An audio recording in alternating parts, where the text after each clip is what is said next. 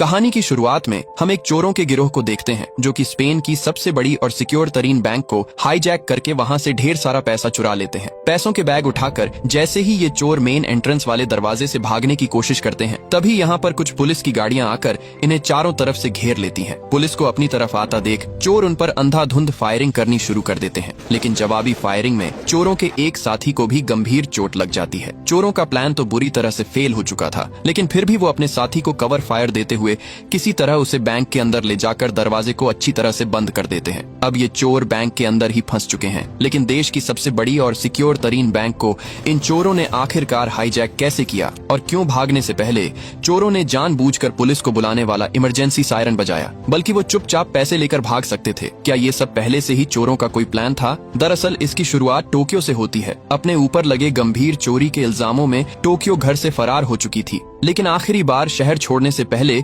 वो अपनी माँ से मिलने घर वापस जा रही थी। तभी उसके रास्ते में एक लाल गाड़ी आ जाती है और इसी के अंदर बैठा है इस चोरी का मास्टरमाइंड प्रोफेसर टोक्यो को उसके घर की तस्वीरें दिखाता है, जहाँ पर पुलिस उसे पकड़ने के लिए पहले ही जाल बिछा चुकी थी। प्रोफेसर टोक्यो को उसके प्लान में शामिल होने के लिए कहता है, क्योंकि वो रॉयल मिंट ऑफ स्पेन, जहाँ पूरे देश के नोटों की छपाई होती है, वहाँ से 984 मिलियन यूरो यानी 1,06,000 करोड़ रुपए से भी ज्यादा की रकम को चुराने वाले हैं। इतनी बड़ी रकम सुनते ही टोक्यो प्रोफेसर के प्लान में शामिल हो जाती है। अब यहाँ हमें पता चलता है कि इस चोरी को अंजाम देने के लिए प्रोफेसर ने 8 बेहद ही खतरनाक चोरों की टीम तैयार की है। प्रोफेसर सभी को शहर से दूर एक वीरान घर में लेकर आता है, जहाँ वो 5 महीनों तक सिर्फ इस चोरी को स्टडी करने वाले हैं। अब यहाँ पर प्रोफेसर सभी को अपनी पर्सनल आइडेंटिटी हाइड रखने के लिए कहता है और सभी अपना नाम शहरों के नाम पर रख लेते हैं। सबसे पहले टोक्यो, जिसे हम पहले ही जान चुके हैं, और ठीक उसके पीछे बैठा है बर्लिन, जिसने अपने पूरे करियर में 27 चोरियां की है और यही इस चोरी का इंचार्ज होने वाला है। दूसरी तरफ मॉस्को और उसका बेटा डेनवर दोनों ही गर्म दिमाग के हैं। रियो, जो कि पेशे से एक हैकर है और बड़े बड़े सिस्टम को चुटकियों में हैक कर लेता है। हेलसिंकी और ओस्लो, 2 जुड़वा भाई, और अक्सर इतना बड़ा हाथ मारने के लिए 2 पहलवानों की जरूरत तो पड़ती ही है। इसके बाद नैरोबी, जो कि बचपन से ही नकली नोट बनाने में माहिर थी, और आखिर में प्रोफेसर, जिसका कोई क्रिमिनल रिकॉर्ड ही नहीं था, क्योंकि उसने बचपन से ही अपनी कोई गवर्नमेंट आईडी बनाई ही नहीं। दुनिया की नजरों में वो एक भूत है जिसे कोई नहीं जानता। प्रोफेसर बताता है कि हम आम जनता को नहीं बल्कि सरकार को लूटने वाले हैं, जिससे कि लोगों की नजरों में हम हीरो बन जाएंगे। पूरे देश की नजर में हम सब साले हीरो होंगे। अब वो दिन आ जाता है जब ये लोग चोरी करने वाले थे। इनका एक साथी रास्ते को पहले ही ब्लॉक कर देता है, क्योंकि बैंक के अंदर बिना शोर मचाए घुसने के लिए इन्हें सबसे पहले बैंक की गाड़ियों को हाईजैक करना था। जैसे ही पुलिस की गाड़ियां यहाँ आकर रुकती हैं, तभी अचानक से सभी चोर बाहर निकलकर इन्हें बंदूक की नोक पर ले लेते हैं। देखते ही देखते सभी पुलिस वालों को ट्रक के अंदर बंदी बना लिया जाता है। इसके बाद चोर अपना गोला बारूद ट्रक के अंदर लोड करना शुरू कर देते हैं। इन आधुनिक और खतरनाक मिलिट्री ग्रेड के हथियार को देखकर हम समझ सकते हैं कि ये कोई आम चोरी नहीं होने वाली। इसके बाद चोरों का लीडर बर्लिन कुछ पुलिस अधिकारियों को समझाता है कि उन्हें चुपचाप बैंक के अंदर घुसना है, इसलिए कोई भी चालाकी नहीं करेगा। टोक्यो और नैरोबी अलग गाड़ी में जाती है, क्योंकि उन्हें किसी खास लड़की पर नजर रखनी थी। सब कुछ प्लान के मुताबिक ही हो रहा था। उन्हें बिना किसी जांच पड़ताल के अंदर भेज दिया जाता है। वहीं कुछ स्टूडेंट्स भी आज ही के दिन बैंक के अंदर एजुकेशनल ट्रिप करने आए थे, और इन्हीं के बीच ब्रिटिश एम्बेसडर की बेटी एलिसन पार्कर भी मौजूद थी, जिस पर टोक्यो और नैरोबी को नजर रखनी थी। प्रोफेसर एक पुराने गोदाम में बैठा इन सभी को लीड कर रहा था। जैसे ही रियो ने बैंक के सिस्टम को हैक किया, उसके तुरंत बाद चोरों का आतंक शुरू हो गया। उन्होंने एक एक करके सभी हॉस्टेजेस को हाल के बीच इकट्ठा करना शुरू कर दिया। देखते ही देखते सारे लोग एक साथ हाल के बीच जमा हो गए, लेकिन यहाँ पर एलिसन पार्कर मौजूद ही नहीं थी। प्रोफेसर जल्दी से टोक्यो को उसे ढूंढने के लिए कहता है। खुशकिस्मती से उसे एलिसन मिल जाती है। सभी को एक जगह इकट्ठा करने के बाद बर्लिन कहता है कि अब यहाँ के करता धरता हम हैं। इसके बाद सभी लोगों के मोबाइल्स को जब्त कर लिया जाता है। वहीं मॉस्को और डेनवर दोनों तिजोरी को खोल लेते हैं। इतना सारा पैसा एक साथ देखकर डेनवर बहुत खुश हो जाता है। क्या खुशबू आ रही है बाबा, तुम्हारे पकाए खाने से ज्यादा मस्त खुशबू है इसकी। और दोनों जल्दी से उसे बैग्स में भरने लगते हैं, लेकिन इनका असली मकसद इन पैसों को नहीं चुराना है, बल्कि ये तो सिर्फ एक दिखावा है। बैंक का सिस्टम हैक होने की वजह से बाहर अभी तक पुलिस को इस चोरी की भनक नहीं लगी। अंदर अपने साथियों से संपर्क रखने के लिए प्रोफेसर ने पहले ही एक वायर का जुगाड़ कर दिया था। मतलब अब इनके बीच होने वाली बात कोई तीसरा आदमी नहीं सुन सकता। प्लान के मुताबिक इन्हें पैसों से भरे बैग्स को बाहर छोड़कर कुछ गोलियां चलानी है और वापस बैंक के अंदर आ जाना है। लेकिन बाहर निकलते ही रियो के कान से गोली होती हुई जाती है, जिससे कि वो वहीं पर नीचे गिर पड़ता है। सही मौका रहते डेनवर और नैरोबी उन्हें कवर देते हुए वापस बैंक के अंदर खींच लेते हैं, लेकिन इस बीच टोक्यो ने एक पुलिस वाले को बुरी तरह घायल कर दिया था। अब सब लोग टोक्यो पर बहुत गुस्सा होते हैं, क्योंकि किसी को नुकसान न पहुंचाना ये उनका सबसे पहला रूल था। देखते ही देखते पूरी टास्क फोर्स को इस चोरी की खबर मिल जाती है और पुलिस बैंक के बाहर अपने कैंप लगना शुरू कर देती है। यहाँ पर ऑफिसर राकेल म्यूजियम में कॉल करती है और बर्लिन कॉल शिफ्ट करके राकेल की बात प्रोफेसर से करवा देता है। प्रोफेसर वॉइस चेंजर का इस्तेमाल करके राकेल से बात करता है। प्रोफेसर का शांत स्वभाव देखकर राकेल समझ जाती है कि ये कोई आम चोर नहीं है। वही म्यूजियम के अंदर बर्लिन सभी हॉस्टेजेस को उनके जैसे कपड़े पहनने के लिए कहता है और साथ ही में उन्हें नकली गन्स भी पकड़ा देता है, क्योंकि यूके के एम्बेसडर ने मिलिट्री को ऑर्डर दे दिया था कि कमांडोज की एक टुकड़ी को अंदर भेजा जाए और उसकी बेटी एलिसन पार्कर को सही सलामत बाहर निकाला जाए। अब अगर कमांडोज बैंक के अंदर आते तो वो सारे चोरों को मार देते, इसलिए चोरों ने अपनी चाल चलते हुए यहाँ पर सभी हॉस्टेजेस को उनके जैसे कपड़े पहनने के लिए कहा, ताकि कमांडोज को पता न चल सके कि असली चोर कौन है। प्रोफेसर ने 5 महीने की ट्रेनिंग में पहले ही बता रखा था कि कमांडोज एग्जिट वाले गेट से घुसने की कोशिश करेंगे और बिल्कुल वही होता है। कमांडोज पीछे वाले गेट से घुसने की कोशिश करते हैं। रॉबर्स भी ऑटोमेटिक मशीन गन्स के साथ उनका स्वागत करने के लिए तैयार बैठे थे। दूसरी तरफ रियो एलिसन पार्कर से बाहर पुलिस को एक कॉल करवाता है। एलिसन पुलिस को बता देती है कि सभी हॉस्टेजेस को भी रॉबर्स वाले कपड़े पहना दिए गए हैं। अब अगर कमांडोज अंदर गए तो वो मासूम लोगों को भी चोर समझकर मार देगी, इसलिए ये मिशन यहीं पर अबॉर्ट करना पड़ता है और कमांडोज की टुकड़ी वापस चली जाती है। सभी चोर बहुत खुश होते हैं और नैरोबी उन लोगों को बुलाती है जो यहाँ पर नोट छपाई का काम करते थे और असली चोरी अब शुरू होने वाली है। नैरोबी मशीनें चालू करवाती हैं और हर एक मिनट में 1,44,00,000 रुपए छपना शुरू हो जाते हैं। सभी चोर इतना पैसा देखकर बहुत खुश होते हैं। आखिरकार उन्हें 2400 मिलियन यूरो जो छापने थे।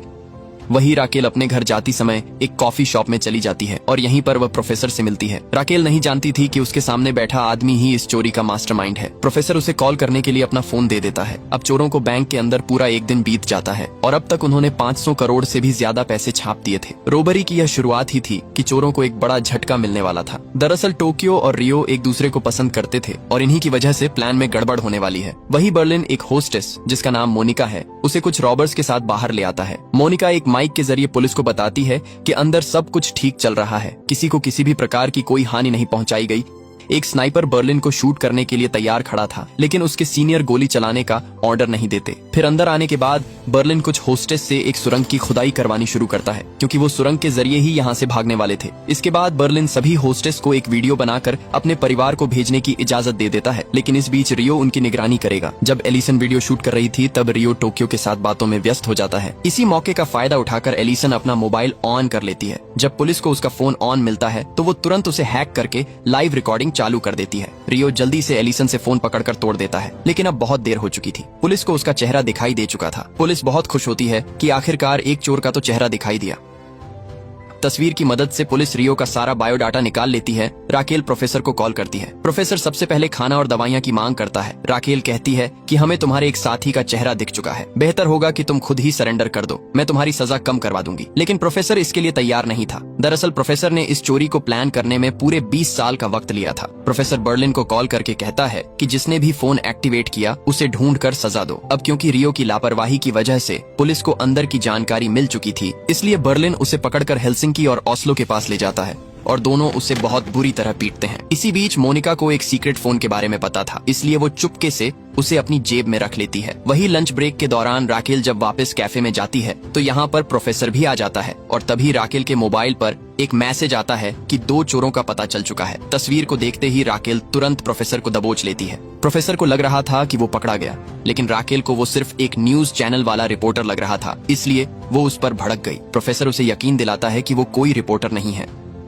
वही म्यूजियम के अंदर मोनिका जब डेनवर से कुछ दवाइयां लेकर जा रही थी तभी उसके जेब में पड़ा वो सीक्रेट मोबाइल आवाज कर देता है। बर्लिन और डेनवर दोनों को जब पता चलता है कि मोनिका ने अपने पास एक मोबाइल छुपा कर रखा हुआ था, तब बर्लिन डेनवर को मोनिका को मारने का हुक्म देता है। बर्लिन अब अपना असली रंग दिखा रहा था। प्रोफेसर का रूल था कि किसी भी होस्टेस को नुकसान नहीं पहुंचाया जाएगा, लेकिन बर्लिन रूल्स के अगेंस्ट जाकर मोनिका को मारने का हुक्म देता है। डेनवर मोनिका को बाथरूम में ले जाकर मारने की कोशिश करता है, लेकिन हिम्मत नहीं जुटा पाता क्योंकि मोनिका माँ बनने वाली थी। तब मोनिका कहती है कि मेरी थाई पर मारो, जिससे कि बहुत सारा खून निकलेगा और बर्लिन को लगेगा कि मैं मर चुकी हूँ और मैं एक सेक्रेट रूम में छुप जाऊंगी। डेनवर ऐसा ही करता है और बर्लिन को लगता है कि मोनिका मर चुकी है। इसी बीच नोट प्रिंटिंग का काम पूरी तेजी से चल रहा था। नैरोबी बिना रुके सभी वर्कर्स से काम ले रही थी। वही टोक्यो गुस्से में 3 कैमरे तोड़ देती है और प्रोफेसर से कहती है कि आइंदा किसी ने रियो को छूने की कोशिश की तो वो सबको मार देगी। प्रोफेसर शांत स्वभाव में टोक्यो से कहता है कि तुम दोनों की तस्वीर पूरी दुनिया में फैल चुकी है और तुम्हारी लव स्टोरी के चक्कर में मेरा पूरा प्लान बिगड़ रहा है। दरअसल पुलिस ने म्यूजियम की पुरानी सीसीटीवी फुटेज चेक की और उन्हें रियो के साथ टोक्यो भी दिखाई दे जाती है।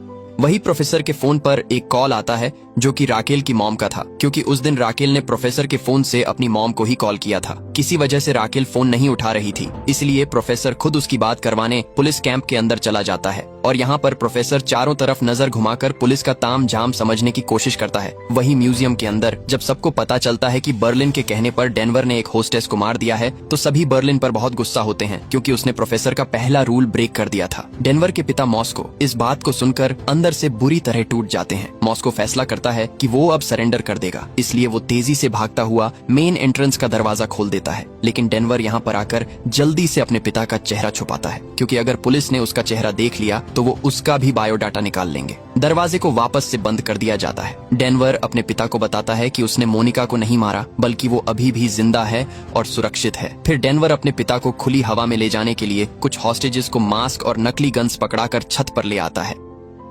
अब आर्टूरो को दोनों की बातों से पता चलता है कि डेनवर ने मोनिका को गोली मारी है, इसलिए वो डेनवर पर भड़क जाता है। माहौल को खराब होते देख डेनवर और मॉस्को सभी हॉस्टेजेस को घुटनों के बल बैठने के लिए कहते हैं, लेकिन आर्टूरो इस बीच खड़ा ही रहता है और दूर से स्नाइपर्स को लगता है कि आर्टूरो ही चोर है, इसलिए वो उस पर गोली चला देते हैं। लेकिन मास्क उतरने के बाद पुलिस को पता चलता है कि उन्होंने एक मासूम होस्टेस को ही गोली मार दी है। डेनवर और मॉस्को जल्दी से उसे नीचे लेकर आते हैं। वहीं कैंप के अंदर राकेल पर सीनियर्स के थ्रो अब बहुत ज्यादा प्रेशर बढ़ चुका था, क्योंकि उसने गलती से एक होस्टेज को गोली मरवा दी थी। राकेल प्रोफेसर को कॉल करके कहती है कि एम्बुलेंस तैयार खड़ी है, जख्मी आर्टूरो को बाहर आने दिया जाए, लेकिन प्रोफेसर इसके लिए तैयार नहीं था। वो एक मेडिकल टीम को अंदर आने की इजाजत दे देता है। अब पुलिस एक खतरनाक प्लानिंग करती है। वो डॉक्टर के साथ अपने एक भरोसेमंद साथी एंजल को अंदर भेजने वाली थी और दूसरी तरफ से कुछ कमांडोज चोरों जैसे कपड़े पहनकर एक छोटी सी वेंटिलेशन पाइप से अंदर घुसेंगे, जिससे कि कमांडोज चोरों के बीच शामिल होकर उन्हें बड़ी चालाकी से पकड़ लेंगे। लेकिन प्रोफेसर ने भी कोई कच्ची गोलियां नहीं खेली थी। अब जैसे ही एंजल डॉक्टर के साथ म्यूजियम के अंदर घुसता है, तभी प्रोफेसर सीसीटीवी कैमरा के जरिए उसे पहचान लेता है और बर्लिन को कॉल करके शानदार योजना समझाता है। 5 महीनों की ट्रेनिंग में प्रोफेसर ने सबको पहले ही बता रखा था कि जब पुलिस अंदर होगी तब उन्हें लगेगा कि वो जीत चुके हैं, लेकिन तभी हम अपनी चाल चलेंगे। अब सबसे पहले बर्लिन डॉक्टर और एंजल से उनका सारा सामान निकलवा लेता है। इसके बाद ओस्लो एंजल के चश्मे में एक माइक्रोफोन को बहुत ही सावधानी से फिट कर देता है और इस माइक्रोफोन का एक्सेस सीधा प्रोफेसर के पास था। अब प्रोफेसर पहले से ही जानता था कि पुलिस उनके जैसे कपड़े पहनकर अंदर घुसने की कोशिश जरूर करेगी, इसलिए वो सभी हॉस्टेजेस और चोरों के मास्क को पहले ही चेंज करवा देता है। बर्लिन ने सभी लोगों को हुक्म दे रखा था कि उन्होंने हर वक्त डॉक्टर्स पर अपनी ताने रखनी है, जिससे कि अब कमांडोज को पता ही नहीं चलेगा कि कौन असली चोर है। अब जैसे ही एंजल देखता है कि सभी ने अपने मास्क चेंज कर लिए हैं, तो वो काफी परेशान हो जाता है, क्योंकि कमांडोज नहीं जानते कि यहाँ पर पूरा खेल ही बदल चुका है। एंजल जल्दी से डॉक्टर्स के साथ बाहर निकलता है और भागता हुआ कैंप में जाकर जल्दी से राकेल को मिशन अबॉर्ट करने के लिए कहता है, क्योंकि अगर कमांडोज अंदर घुस गए तो भारी तबाही हो सकती है। इसीलिए राकेल भी कमांडोज को वापस आने का हुक्म देती है। पुलिस ये देखकर हैरान हो जाती है कि रॉबर्ट्स ने पहले ही इतनी तैयारी कर रखी थी। प्रोफेसर भी उनकी बातें सुन रहा था, क्योंकि उसने एंजल के चश्मे में माइक्रोफोन जो लगवाया था। अब राकेल सबसे कहती है कि रॉबर्ट्स इतनी बड़ी प्लानिंग करने के लिए बैंक तो जरूर आए होंगे, इसलिए पुरानी सीसीटीवी फुटेज को दोबारा ध्यान से चेक किया जाए। वही म्यूजियम के अंदर सभी लोग टीवी चलाकर अपनी ही न्यूज देख रहे थे। हर न्यूज चैनल पर उनका ही नाम छाया हुआ था और इस चोरी को दुनिया की सबसे बड़ी चोरी भी कहा जा रहा था। चोरों ने मात्र 33 घंटों में 18 अरब 61 करोड़ रुपए से भी ज्यादा की रकम को छाप दिया था। रात को टोक्यो बर्लिन पर गुस्सा थी और वो प्रोफेसर को कॉल करके बर्लिन को बताने के लिए कहती है कि उसने मोनिका को मरवा दिया है। प्रोफेसर को जब इस बात का पता चलता है तो वो काफी निराश हो जाता है। वो लोग जल्दी सबके जिंदा होने का सबूत मांगेंगे और इसकी सजा भी वो बर्लिन को देने वाला था। अब चोरों को बैंक के अंदर 2 दिन बीत जाते हैं। वापस कैंप आने पर राकेल को एक सीसीटीवी फुटेज दिखाई जाती है, जिसमें कि टोक्यो और रियो जिस गाड़ी में बैठकर म्यूजियम आए थे उसकी चाबी दिख जाती है। राकेल चाबी की मदद से गाड़ी की जानकारी निकलवाकर गाड़ी को ढूंढने के लिए कहती है। प्रोफेसर भी उनकी सारी बातें चश्मे में लगे माइक्रोफोन के जरिए सुन रहा था। प्रोफेसर काफी टेंशन में आ जाता है, क्योंकि उसने वो गाड़ी हेलसिंकी को डिस्ट्रॉय करने के लिए दी थी, लेकिन हेलसिंकी ने वो गाड़ी सिर्फ 1000 यूरो में एक भंगार वाले को बेच दी। अब सारी जिम्मेदारी प्रोफेसर के कंधों पर आ गई। वो जल्दी से उस जंकयार्ड में चला जाता है लेकिन यहाँ पर जंकयार्ड के मालिक ने प्रोफेसर को चोर समझकर उसके पीछे अपना कुत्ता लगा दिया, जिससे कि प्रोफेसर को अपनी जान बचाकर यहाँ से भागना पड़ता है। वापस आकर प्रोफेसर पुलिस का ध्यान भटकाने के लिए राकेल से कहता है कि वो 8 हॉस्टेजेस को छोड़ देगा, लेकिन राकेल हॉस्टेजेस की बजाय एलिसन पार्कर को छोड़ने के लिए कहती है और प्रोफेसर उसकी ये सारी बातें मीडिया में लीक कर देता है, जिससे कि लोगों के सामने पुलिस की इमेज खराब हो जाती है, क्योंकि पुलिस ने 8 लोगों को बचाने की बजाय एक बड़े नेता की बेटी को चुना। पुलिस को इस झंझट में उलझाकर प्रोफेसर को वापस से सबूत मिटाने का समय मिल जाता है और इस बार वो छुपता हुआ जंकयार्ड में गाड़ी तक पहुंच जाता है। प्रोफेसर सैनिटाइजर की मदद से सारे फिंगरप्रिंट्स और बाकी के सबूत मिटा देता है, लेकिन जाने से पहले सजा के तौर पर वो बर्लिन की शर्ट का एक बटन गाड़ी में जानबूझकर छोड़ देता है। इसी बीच राकेल भी कुछ पुलिस ऑफिसर्स के साथ यहाँ पर पहुंच जाती है। राकेल को पता चल जाता है कि गाड़ी में सबूत अभी कुछ मिनट पहले ही मिटाए गए हैं और चोर यहाँ से ज्यादा दूर नहीं गया होगा, इसलिए वो सभी को उसे ढूंढने के काम पर लगा देती है। प्रोफेसर समझ जाता है कि अब उसका यहाँ से निकलना नामुमकिन है, इसलिए वो अपना पूरा होलिया ही चेंज कर देता है और एक भिखारी का भेष बनाकर बाहर निकलता है। एक पुलिस ऑफिसर उसे रोकने की कोशिश करता है, लेकिन प्रोफेसर उसे ऐसा जताता है कि जैसे वो कोई पागल है, जिससे कि ऑफिसर उसे बिना कुछ करे जाने देता है। लेकिन राकेल समझ जाती है कि वो भिखारी ही प्रोफेसर था, इसलिए उसे पकड़ने के लिए वो उसके पीछे भागती है, लेकिन अब बहुत देर हो चुकी थी। प्रोफेसर यहाँ से निकल चुका था। अब हमें ट्रेनिंग के दौरान एक सीन दिखाया जाता है जहाँ पर नैरोबी प्रोफेसर से पूछती है कि हम बैंक से बाहर कैसे निकलेंगे। प्रोफेसर सबको बताता है कि तुम लोगों को जानबूझकर कुछ हॉस्टेजेस को एक सुरंग खोदने के काम पर लगाना है, लेकिन तुम उस सुरंग से नहीं बल्कि दूसरी सुरंग से निकलोगे, जो कि मैंने आज से 5 साल पहले ही तैयार कर दी थी। तुम्हें बस लॉकर रूम से कुछ दूरी तक खोदना है और बैंक से सीधा यह लोग प्रोफेसर के अड्डे पर निकलने वाले थे। वही प्रेजेंट टाइम में पुलिस को कार के अंदर से मिले हुए बटन पर बर्लिन के फिंगरप्रिंट मिल जाते हैं, जिससे कि पुलिस बर्लिन का बायोडाटा भी निकाल लेती है। पुलिस को पता चलता है कि बर्लिन पहले भी 27 बड़े हाथ मार चुका है, लेकिन आज तक वो पकड़ा नहीं गया। लेकिन राकेल एक चाल चलती हुई बर्लिन पर औरतों की बदसलूकी करने का आरोप लगवाकर मीडिया में वायरल कर देती है। वही प्रोफेसर को एक और झटका लगने वाला था, क्योंकि जंकयार्ड के मालिक ने प्रोफेसर को देख लिया था और पुलिस उससे अब जांच पड़ताल करने वाली है। इससे बचने के लिए प्रोफेसर उस आदमी के परिवार की सारी कुंडली निकाल लेता है। वही म्यूजियम के अंदर बर्लिन टीवी पर अपनी न्यूज देखकर बहुत गुस्सा हो रहा था, क्योंकि उस पर लगाए जा रहे सारे आरोप गलत थे। दूसरी तरफ प्रोफेसर कुछ पुलिस वालों को चकमा देकर उनकी गाड़ी में घुस जाता है और वॉकी टॉकी के जरिए कैंप में एक मैसेज भेजता है, जो कि रशियन भाषा में था। प्रोफेसर उस आदमी के परिवार को मारने की धमकी देता है। ये सुनते ही आदमी जल्दी से बनाया हुआ प्रोफेसर का स्केच डिलीट कर देता है और इस तरह एक बार फिर से प्रोफेसर किसी तरह पुलिस के चंगुल से बच निकलता है। वही म्यूजियम के अंदर बर्लिन डेनवर को मारना चाहता था, क्योंकि उसे लग रहा था कि गाड़ी के अंदर बटन मिलने की वजह डेनवर है, क्योंकि एक रात बर्लिन की शर्ट डेनवर पहनकर उस गाड़ी में सो गया था। लेकिन तभी यहाँ पर बर्लिन को पता चलता है कि मोनिका अभी भी जिंदा है, इसलिए वो डेनवर पर गुस्सा होने की बजाय खुश हो जाता है। इसके बाद प्रोफेसर बर्लिन को कॉल करके बताता है कि गाड़ी के अंदर बटन उसी ने ही छोड़ा था, क्योंकि बर्लिन ने एक होस्टेस की जान ली है। लेकिन तभी बर्लिन मोनिका को प्रोफेसर के सामने जिंदा दिखाता है, लेकिन अब इन सब का कोई फायदा नहीं था, इसलिए प्रोफेसर बर्लिन को उनका अगला प्लान शुरू करने के लिए कहता है और सभी रॉबर्ट्स एक बंद कमरे में लगातार फायरिंग करनी शुरू कर देते हैं और हॉस्टेजेस को जोर से चिल्लाने के लिए कहते हैं। बाहर जब पुलिस गोलियां चलने की आवाज सुनती है तो राकेल बिना देर करे जल्दी से प्रोफेसर को कॉल करती है। राकेल प्रोफेसर से गोलियां चलाने का कारण पूछती है। तब प्रोफेसर कहता है कि हम लोगों ने कुछ हथियारों की जांच की कि वो ठीक तरह से काम कर रहे थे या नहीं। लेकिन राकेल को प्रोफेसर की बात पर यकीन नहीं होता, इसलिए वो खुद अंदर जाकर देखना चाहती थी। प्रोफेसर भी यही चाहता था, इसलिए वो उसे अंदर आने की इजाजत दे देता है।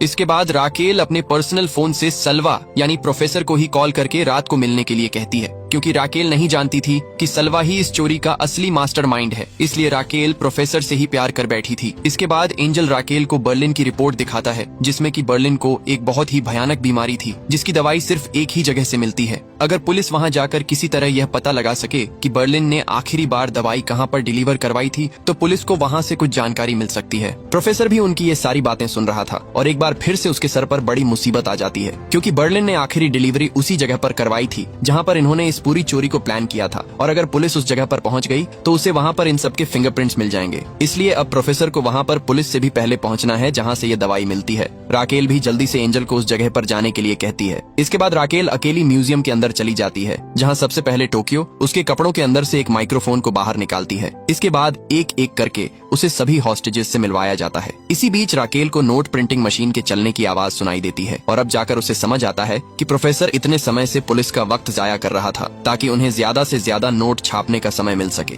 आखिर में एलिसन पार्कर से मिलना बाकी था, लेकिन एलिसन एक सीक्रेट तिजोरी के अंदर छुप जाती है। प्रोफेसर सीसीटीवी के जरिए उसे छुपते हुए देख लेता है, लेकिन उसके कुछ बताने से पहले ही यहाँ पर एंजल आ जाता है। एंजल को प्रोफेसर पर शक था। वो जानबूझकर प्रोफेसर से मिलने के बहाने उसके गिलास से एक चम्मच को उठाकर ले जाता है। इसके बाद प्रोफेसर एलिसन की लोकेशन म्यूजियम में बता देता है। यहाँ छुपी बैठी तू? एलिसन से मिलने के बाद राकेल भी वापस चली जाती है और चम्मच पर जो प्रोफेसर के फिंगरप्रिंट्स थे, एंजल उसे गाड़ी वाले फिंगरप्रिंट से मैच करने के लिए कहता है।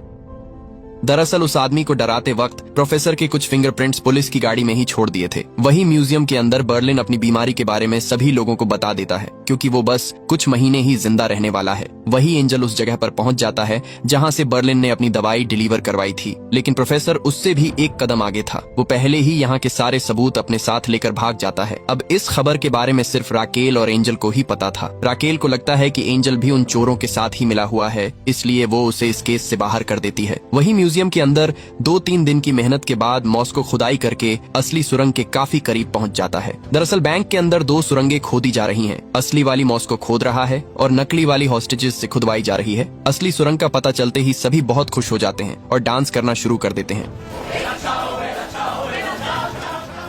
वही नैरोबी ने तो नोट प्रिंटिंग की मशीन 1 मिनट भी बंद नहीं की और उसने 400 मिलियन से भी ज्यादा यूरोस छाप दिए। वही प्रोफेसर बर्लिन को कॉल करके कहता है कि मैं 6 घंटे बाद वापस आऊंगा और इन 6 घंटों में बहुत कुछ होने वाला था। प्रोफेसर राकेल के साथ डेट पर चला जाता है, लेकिन एंजल ने जाने से पहले राकेल को सलवा यानी प्रोफेसर के खिलाफ भड़का दिया था। इसलिए राकेल प्रोफेसर को गन पॉइंट पर लेकर उसके घर पर चलने के लिए कहती है। प्रोफेसर बिना झिझक के उसे अपने अड्डे पर ले आता है, क्योंकि उसने पहले ही एंजल और राकेल की बातें सुन ली थी। इसलिए उसने अपने गोदाम को एक आलीशान घर में बदल दिया। राकेल को भी उस पर कोई शक नहीं होता। वही एंजल को पता चलता है कि चम्मच और गाड़ी वाले फिंगरप्रिंट दोनों मैच कर चुके हैं और प्रोफेसर कोई और नहीं बल्कि सलवा ही है। एंजल राकेल के घर वाले फोन पर इसी मैसेज को छोड़ता है, लेकिन इसी दौरान उसका खुद का भी भयानक एक्सीडेंट हो जाता है। वही म्यूजियम के अंदर आर्टूरो ने कुछ हॉस्टेजेस के साथ मिलकर आज रात भागने का प्लान बनाया था। जैसे ही ऑस्लो नीचे काम कर रहे हॉस्टेजेस को खाना देने आता है, तभी एक होस्टेस पीछे से उस पर हमला कर देता है। वो उसकी गन लेकर बाहर की तरफ भागते हैं, लेकिन आर्टूरो को यहाँ पर डेनवर पकड़ लेता है। डर के मारे आर्टूरो ने डेनवर के आगे सारा प्लान उगल दिया। डेनवर जल्दी से भागता हुआ सभी को इसकी जानकारी देता है, लेकिन अब बहुत देर हो चुकी थी। सभी हॉस्टेजेस एग्जिट गेट पर लगे स्टिकी बॉम्ब को ब्लास्ट करके दरवाजे को तोड़कर यहाँ से भाग जाते हैं।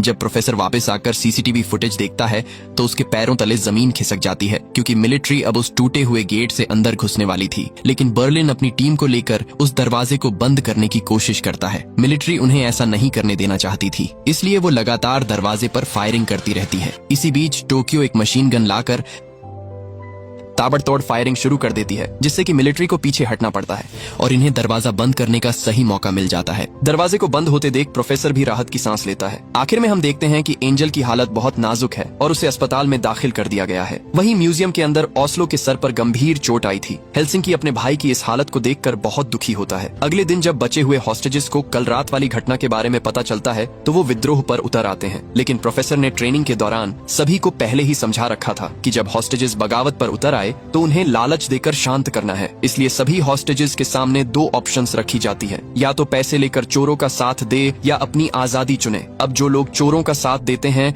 उन्हें कुछ नहीं किया जाता, और जिन्होंने आजादी चुनी थी उन्हें बाहर भेजने की बजाय बेसमेंट में बंद कर दिया जाता है। वहीं जो हॉस्टेजेस भाग चुके थे, पूछताछ के दौरान वो पुलिस को उसी सुरंग के बारे में बताते हैं जो चोरों ने उनसे जानबूझकर खुदवाई थी। पुलिस समझ जाती है कि चोर सुरंग के रास्ते से भागने वाले हैं, लेकिन पुलिस को असली वाली सुरंग के बारे में कोई जानकारी नहीं थी। वही एक्सीडेंट से पहले एंजल ने जो राकेल के फोन पर मैसेज भेजे थे उसे राकेल की मॉम सुन लेती है, जिसमें प्रोफेसर की असली सच्चाई के बारे में बताया गया था। इसीलिए वो जल्दी से राकेल को फोन करती है, लेकिन किसी वजह से उसका फोन नहीं मिल रहा था। इसलिए वो सलवा यानी प्रोफेसर को ही कॉल करके ये जानकारी राकेल तक पहुंचाने के लिए कहती है। अपना भांडा फूटने से बचाने के लिए प्रोफेसर जल्दी से उसके घर पर पहुंच जाता है और प्रोफेसर को पता चलता है कि राकेल की मॉम को भूलने की बीमारी है। इसलिए प्रोफेसर उसे मारने की बजाय सारी कॉल रिकॉर्डिंग्स डिलीट कर देता है। इसी बीच राकेल घर वापस आ जाती है और जब ये तीनों बैठे बातें कर ही रहे थे तभी राकेल को एक आइडिया आइडिया आता है। वो अपनी टीम को कॉल करके कहती है इतनी बड़ी चोरी करने के लिए रॉबर्स ने किसी सुनसान जगह पर ट्रेनिंग तो जरूर की होगी,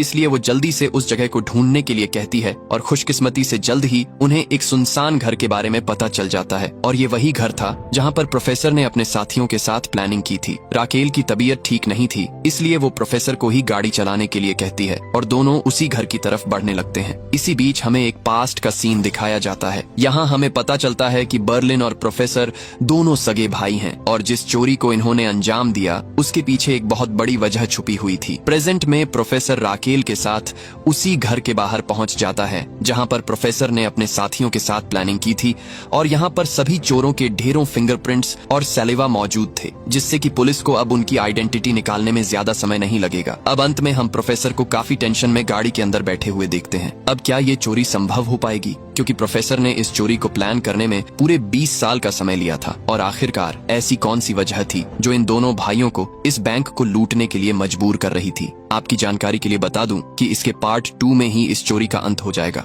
और वहीं पर हमें पता चलेगा कि आखिरकार जीत किसकी हुई, प्रोफेसर की या पुलिस की। और दोस्तों, फ्रॉम के पार्ट 4 की वीडियो को जितना जल्दी हो सके मैं अपलोड करने की कोशिश करूंगा, नहीं तो 2 जुलाई को तो पक्का ही चैनल पर वीडियो आएगी, क्योंकि अभी उसका लास्ट एपिसोड रिलीज होना बाकी है। और अगर आपको मनी हाइस्ट का पार्ट 2 फ्रॉम से पहले चाहिए तो मुझे कमेंट में लिख करके जरूर बताएं। वीडियो को लाइक करके चैनल को सब्सक्राइब कर देना।